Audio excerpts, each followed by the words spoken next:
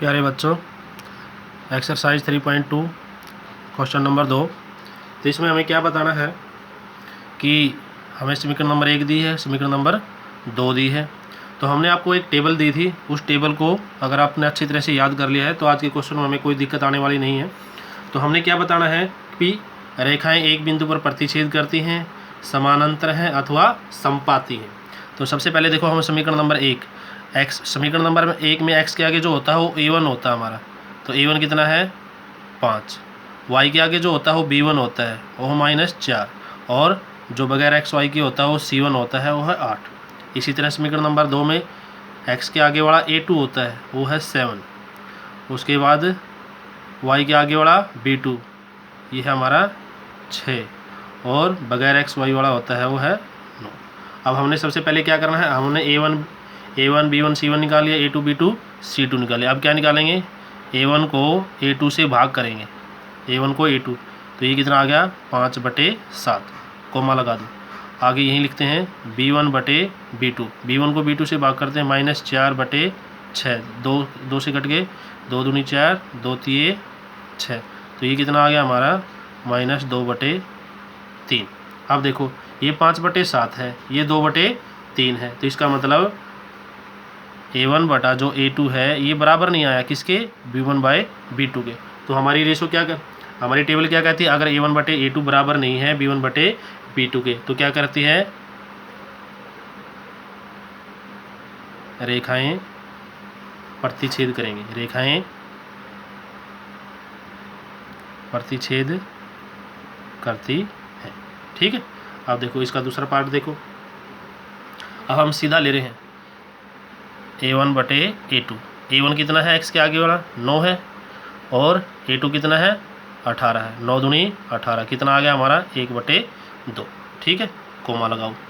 अब हम सीधा निकाल रहे हैं b1/b2, b1 कौन सा है, y के आगे वाला 3, ये कितना है 6, 3 दूनी 6, 1/2। अब देखो ये भी 1/2 आ गया, ये भी 1/2 आ गया, तो हम क्या निकालेंगे, अब c1/c2 निकालेंगे, c1/c2, ये कितना है 12, और ये कितना है 24, ये कट गया, ये भी 1/2 आ गया। अब देखो ये भी 1/2, ये भी 1/2, ये भी 1/2, इसका मतलब क्या हो गया, a1/a2 बराबर है b1/b2 बराबर है c1/c2।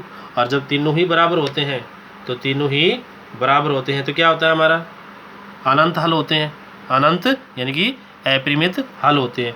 और उसके लिए क्या करते हैं, से क्या होता है, रेखाएं समपाती होंगी।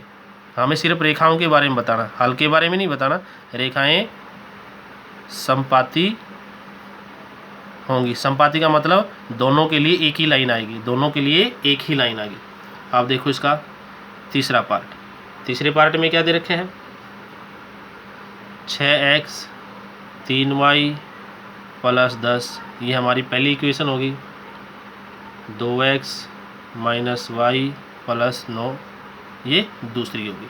अब देखो वही काम फिर करना है, a1/a2 निकालो, a1 क्या होता है, पहली इक्वेशन क्या, x आगे वाला x, ये 2 से कट गया, 2 थी 6, ये आ गया हमारा 3/1, यही निकाल लेते हैं b1/b2, ये कितना है -3, ये 1 माइनस से माइनस कट गया, ये भी 3/1 आ गया। अब निकालो c1/, जब ये दोनों बराबर आए तभी हमने c1/c2 निकालना, ये 10/9, ये कटते नहीं है।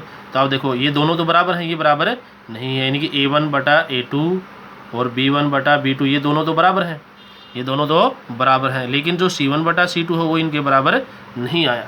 तो क्या है, अब जब दो बराबर हैं तीसरा बराबर नहीं है तो उसके लिए क्या था, कोई हल नहीं है। तो इसका मतलब क्या है, रेखाएं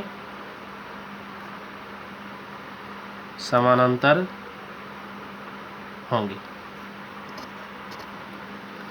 क्वेश्चन नंबर 3 में क्या है, हमने बताना है कि रेखिक समीकरणों के युग्म संगत हैं या असंगत हैं।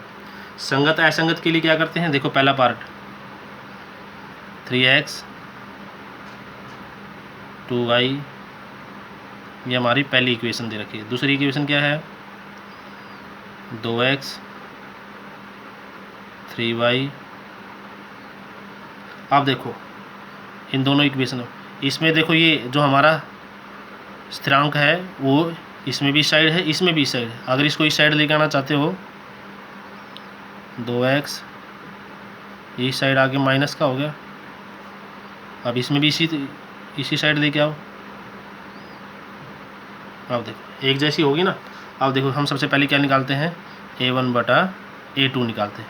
a1 पहले x के आगे वाला, इसके x के आगे वाला 2, ये a1 बटा a2 हो गया। फिर निकालते हैं b1 बटा b2। पहली जो समीकरण है उसमें y के आगे वाला, इसमें y के आगे वाला -2 बटा 3। अब ये 3 बटा 2 है, ये 2 बटा 3 है, तो इसका मतलब ये बराबर है नहीं है, ये बराबर नहीं है। तो क्या हो गया, अद्वितीय हल होंगे, तो इसका मतलब क्या है, ये संगत है। क्या लिखोगे, समीकरण रैखिक समीकरण युग्म संगत है। ठीक है, अब हम इसका दूसरा भाग करते हैं।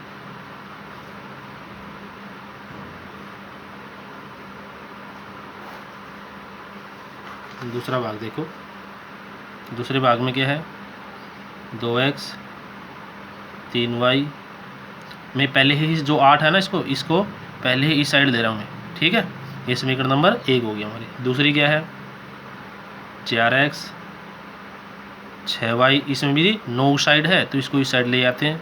तो जब इसको इस साइड लेके आएंगे तो क्या होगा, साइन चेंज हो जाएगा, साइन चेंज हो जाएगा। प्लस का है तो माइनस का, माइनस का है तो प्लस। अब देखो वही काम फिर करना है हमने, a1 बटे a2 निकालना। पहले वाले x के आगे वाला, फिर दूसरे के x के आगे वाला, ये कितना आ गया, 1 बटा 2। फिर b1 बटे b2 निकालते हैं। ये घटा का 3, ये 6, घटा से घटा कट के 3 दूनी 6, ये भी 1 बटा, ये भी 1 बटा 2, ये भी 1 बटा 2। अब क्या निकालते हैं, c1 बटा c2 निकालते हैं। 8 बटे 9, ये कट गया, 8 बटे 9, ये तो बराबर नहीं आए। तो अब देखो दो बराबर हैं, 2 बराबर हैं, लेकिन तीसरा बराबर नहीं है, c2 बराबर नहीं है। तो क्या लिखते थे, अब इसका कोई हल नहीं है, कोई हल नहीं है तो क्या लिखेंगे, असंगत। पूरा लिखना चाहो तो जैसे हमने इसमें लिखा था, क्या लिखोगे, रैखिक समीकरण युग्म असंगत हैं, असंगत हैं। क्या लिखोगे, असंगत है। ठीक है, इसी तरह इसका पार्ट नंबर 3 है, तो उसमें क्या दे रखे है, 3 बटे 2x, 3 बटे 2x प्लस 5 बटे 3y, और 7 को इस साइड लेके आ जाएंगे तो माइनस का हो जाएगा। और इसी तरह 9x 10y और 14 है इस साइड आके। ठीक है, और वही काम फिर करना हमने, a1 बटा a2 निकालो। 3 बटा 2 बटे में 9, तो इसको कैसे लिखेंगे, 3 बटा 2 ऐसे कैसे रहेगा, ऊपर वाला जो अंश पार्ट होता है वो ऐसे कैसे, अगर नीचे जो हर है उसमें बटे हैं तो पलट जाता है, ऊपर अंश वाला नहीं पलटता। तो ये कितना हो गया, 1 बटा 9 ही रहेगा, 3 से कट गया, 3 तिया 9, 1 बटा 6 आ गया। अब b1 बटा b2 निकालते हैं। 5 बटे 3 ऐसे कैसे, ठीक है। अब इसके बटे में क्या करेंगे, घटा का 10 करेंगे, तो 5 बटे 3 ऐसे कैसे रहेगा, और ये 1 बटा 10 ऐसे हो जाएगा, 5 दूनी 10। तो ये कितना आ गया, घटा का 1 बटे 6। देखो ये हमारा जमा का है, ये घटा का है, तो इसलिए बराबर नहीं है। a1 बटे a2 बराबर नहीं है b1 बटे b2 के, तो ये क्या हो गया, अद्वितीय लोगे, तो क्या लिखोगे, संगत है, यानी कि यह रैखिक समीकरण संगत है। अब देखो इसका भाग नंबर 4, इसमें भी हमने क्या किया, ये 11 इस साइड था तो इसको इस साइड ले आइए, ये किसका होगा, घटा का हो गया। 22 इस साइड घटा का था, इस साइड आगे जमा का होगा। ठीक है, इसमें भी हमने इसी तरह करना है, a1 बटे a2 निकालो। 5 बटे माइनस के 10, 5 से कट गया, 1 बटा 2।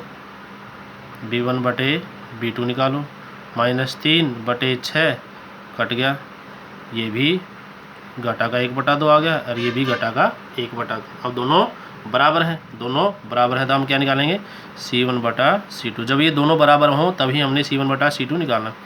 11 बटे 22, ये भी कट गया भाई, ये देखो 1 बटा 2 आ गया बच्चों। ठीक है, अब ये तीनों ही बराबर आ गए, यानी कि a1 बटे a2 B1 बटे B2 और C1 बटे C2। जब तीनों बराबर होते हैं तो अनेक हल होते हैं, और अनेक हल होते हैं तब क्या होगा, संगत होगा, संगत है।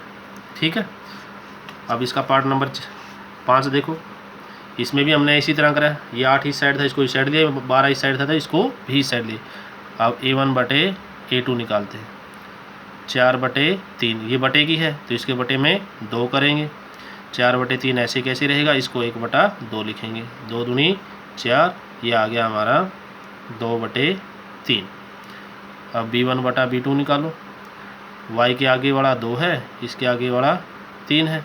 अब 2 बटा 3 आ गया।